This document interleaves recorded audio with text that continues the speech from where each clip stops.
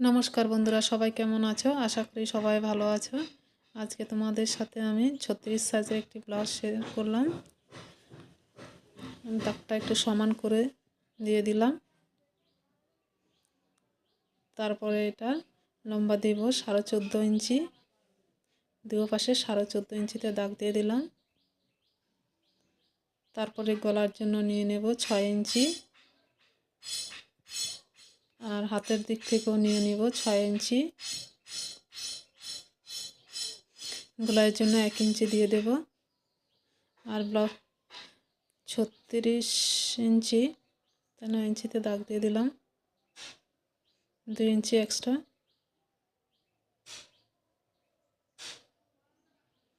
32 ইঞ্চি কোমর, 1 ইঞ্চি টেকিং দেওয়ার জন্য 2 ইঞ্চি এক্সট্রা। এবার দুটো দাগ এভাবে মিলিয়ে দেব। এখানে 3 ইঞ্চির নিচে দাগ দিয়ে দিলাম। তারপর এইভাবে গোল শেপটা দিয়ে দেব।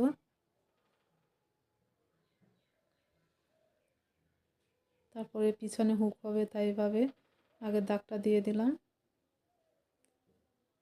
তারপরে গলা চড়া 2 ইঞ্চি 2 সুতো দিয়েছি, আর এটা গলার ডিপ দেবে 11 ইঞ্চি। এখানে 2.5 ইঞ্চিতে দাগ দিয়ে দিলাম।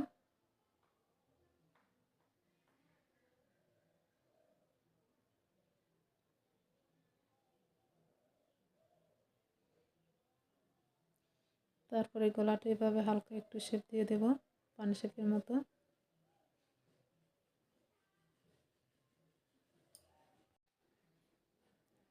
তারপর নিচে যে দাগটা দিয়েছি সেটা কেটে নেব। তারপর পুরো কাপড়টা এবার কেটে আলাদা করে নেব।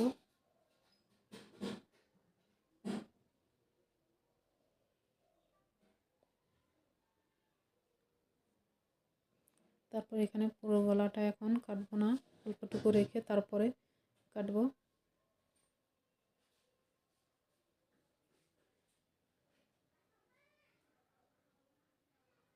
এটা কাটলেও কাটা যায়, আমি অল্প রেখে দিয়েছি, পরে কাটবো। তারপরে মেন কাপড় উপরে বসিয়ে এটাকে কেটে নেব।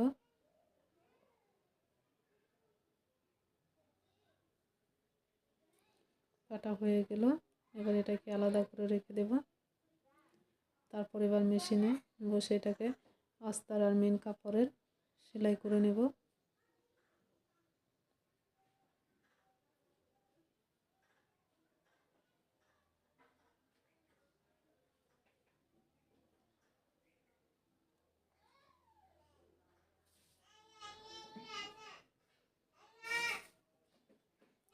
এটাকে ওইভাবে কোণের শেপটা দিয়ে দিলাম।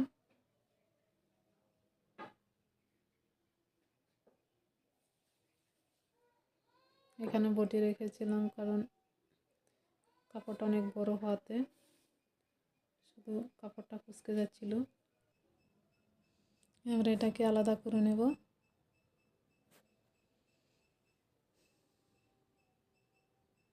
কাটা হয়ে গেল, এবার এতে ছোট ছোট কাট লাগিয়ে দেব যাতে এটাকে সেলাই করতে সুবিধা হয় আর গলার শেপটাও যাতে ভালো বসে। এবার আস্তার উপর একটা চাপ সেলাই দিয়ে দেব। এটাতে চাপ সেলাই দিয়ে দিলাম পুরোটাতে।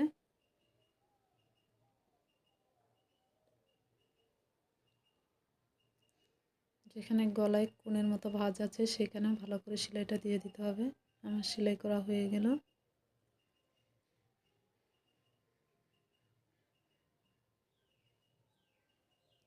তারপরে এটাকে দেখে একবার পুরোটা সামনের দিক করে গলাটা কেমন হয়েছে। গলাটা এরকম হয়েছে।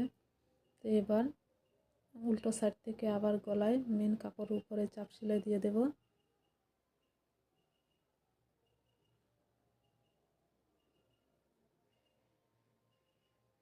গলার শেপটা দেওয়ার জন্য একটু এখানে হাত দিয়ে ভালো করে ধরে রাখতে হবে।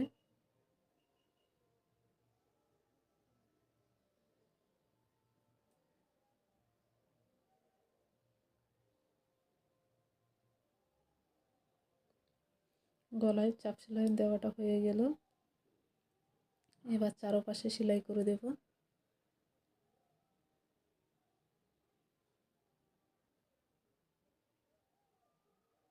চারপাশে সেলাই করা হয়ে গেল। এবার কোমর পট্টি লাগাবো, তাই কোমরের দিকের এক্সট্রা কাপড়টা কেটে ফেলে দিলাম। আর এখানে কোমর পট্টি লাগানোর জন্য কাপড়টা কাটলাম 4 ইঞ্চিতে, একটু চওড়া করে দিয়েছি। এটা পিছনে হুক ছিল, তো আমি একবারে কোমর পট্টি লাগিয়ে তারপরে কাটবো।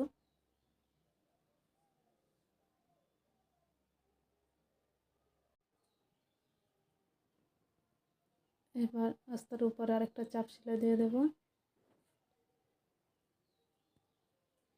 তারপর এবার এটাকে কেটে এবার উল্টো দিকে আবার ভালো করে ফিনিশিংয়ের সেলাইটা দিয়ে দিলাম।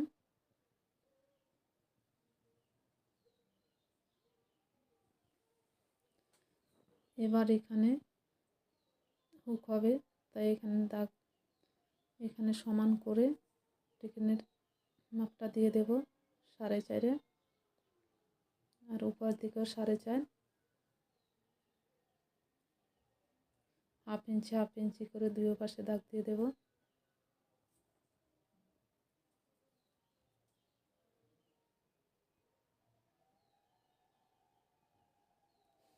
দুই পাশে এভাবে দাগটা দিয়ে দেব।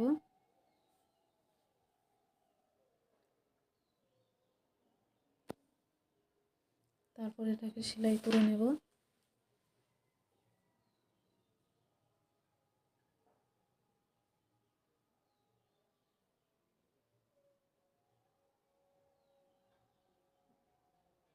এভাবে দুই পাশে সেলাই করে নেব।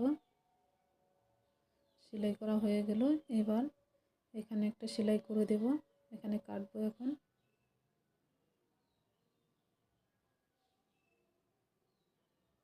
সেলাই হয়ে গেল আর কেটে নিলাম। এবার এখানে হুকের জন্য হুক পট্টি বানিয়ে নিলাম। 3 ইঞ্চি কাপড় নিয়ে ডবল ভাঁজ করে এভাবে সেলাই করে দিলাম। প্রথম আস্তার উপর একটা চাপ সেলাই দিয়ে দেব। তারপরে এটাকে এখান থেকে অল্প কেটে দেব। তারপর এটাকে ভিতরের দিকে এভাবে ভাঁজ করে তারপর আরেকটা সেলাই করে দিলাম। হুক পট্টি তো রেডি হয়ে গেল। এবার ঘাই পট্টি বানাবো।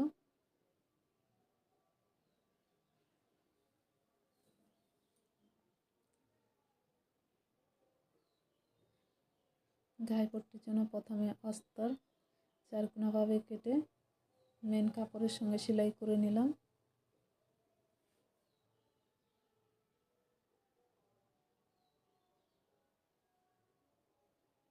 তারপর এটাকে 4 ভাঁজ করে এভাবে ব্লাউজের সঙ্গে সেলাই করে নিলাম।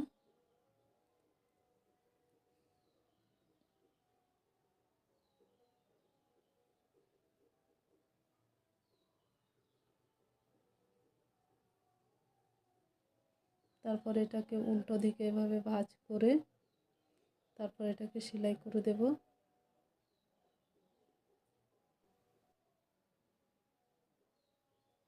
দুই পাশে এভাবে সেলাই করে তারপর এটাকে দুবার করে সেলাই করে দিলাম। তারপর এটাকে এইভাবে নখ দিয়ে বা কোনো কলম বা কাঠ পেন্সিল দিয়েও এটাকে এভাবে চোখা করে নিতে পারেন।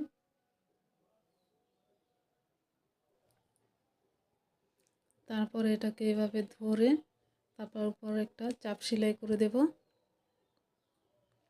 এটা হুকের ঘাই পট্টি, এখানেও ডবল সেলাই করে দেব।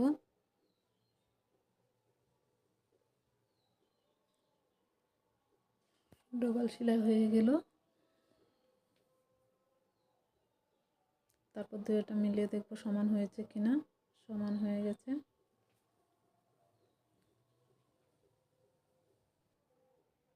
তারপর এতে এবার লেস লাগিয়ে নেব।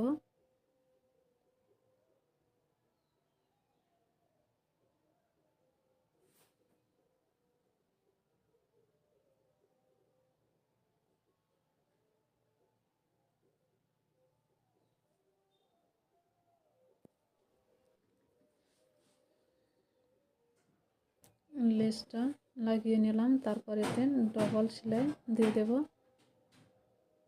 ডবল সেলাইও দিয়ে দিলাম। এভাবে দুই পাশে লেস লাগিয়ে নেব।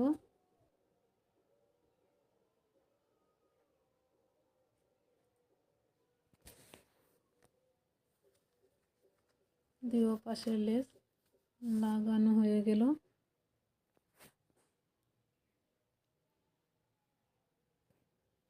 দড়িটা আগে ফিটিং করে নিই, এখন ফিটিং করছি। দড়িটাও ফিটিং হয়ে গেল। পিছনের পার্ট রেডি হয়ে গেল। ভিডিওটি দেখার জন্য ধন্যবাদ। নমস্কার, সবাই ভালো থাকবেন।